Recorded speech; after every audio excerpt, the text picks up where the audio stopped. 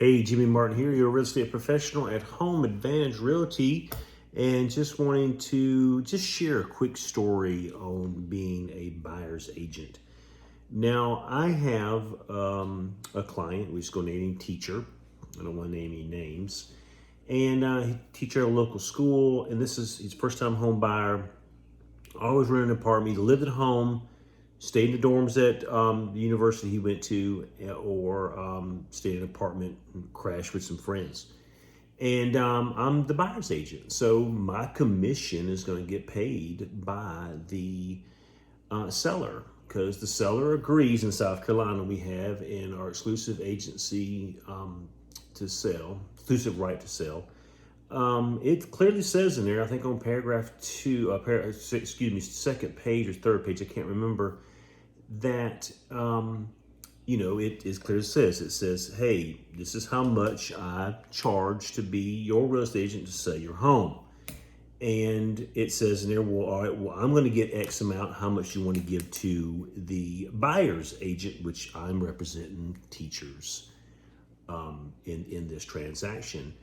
And it fills out and everything. And I'm not gonna lie to you, I'm only gonna get 2.5% because it was a deal that was made by the seller and the person that's selling the home, the owner of the home. And my client, teacher, he liked that home. He wanted to go see it. But this was his third or fourth home that we kind of lost out on because he's getting an FHA loan. And FHA loans are lower on the totem pole because you got cash is always king. Conventional loans, and you got VA and FHA loans. So those loans, if those are on the table when we get to a multiple offer situation, those are the ones that will probably get pushed to the side. Well, we got pushed to the side a couple of times. And we finally were able to beat out another some people because there were some incentives that who he was using. He was going to use Ameris Bank, and they had a program where they would give him, I think, $12,000, $10,000 or $12,000 to either put down for down payment assistance or pay for closing costs. They do which either one you want to with him. Of course, there's some stipulations. You don't get a free lunch, and he's utilizing that. And we were able to. I was able to negotiate that contract. We went a little bit higher. And we didn't ask for anything because he was getting that program because I knew as his buyer's agent, he really didn't need any money to put for any closing costs. He didn't need to ask the seller for closing costs because of that program. And I knew to ask his buyer's agent. So what I did was we wrote the contract. It was pretty much clean. We didn't ask for nothing because I was thinking this house is built in 1960 something. I'm pretty sure there's going to be some repairs that's going to need to be done. So that was phase two as his buyer's agent on how I was going to get him a good deal. Long story short, we went higher than asking. So instead of, I think we went $4,000 higher because I knew, because I did a market analysis of that home and looking and seeing what's in that home. And that home was priced right, but it could have went for a little bit more. As his buyer's agent, I did that for him. Now, seller may have done that for him, but that seller has fiduciary duty to that seller. I have fiduciary duty to that buyer, to my teacher. So I'm gonna make sure he gets the best deal. That's what my job is, even though I'm getting paid by the sellers paying for my commission. So I'm getting paid by one person, but I'm kind of working against them. All right, so we got the home, we secured the offer, turned into a contract, it was ratified, that means it was good to go. Then we did inspections. I called up some inspection people that I know that do inspections here in the Columbia area, some people that I trust, and they done a really good inspection on the home. I mean, it was really good. And for a house that was built in 68 or whatever it was in pretty good shape. But the HVAC needed some work done to it. And I negotiated because we said, hey, there's like $5,000 worth of stuff that needs to be done on this home and on the HVAC. And I negotiated, they come back, we asked for the stuff to be done, $5,000 worth of work. It came back saying, no, that we'll give him $1,500 toward his closing. My client doesn't need that money in closing. I knew that. Now, the seller, would she or he would have done that?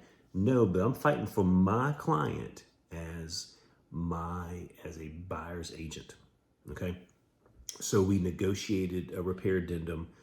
I talked to him. We called the HVAC guy, which I know him, and he said, tell you the truth, if you just top the coolant off, it could last you another 1 or 2 years, but you're gonna have to probably spend that $5,000 or $6,000 later on to get a new HVAC unit.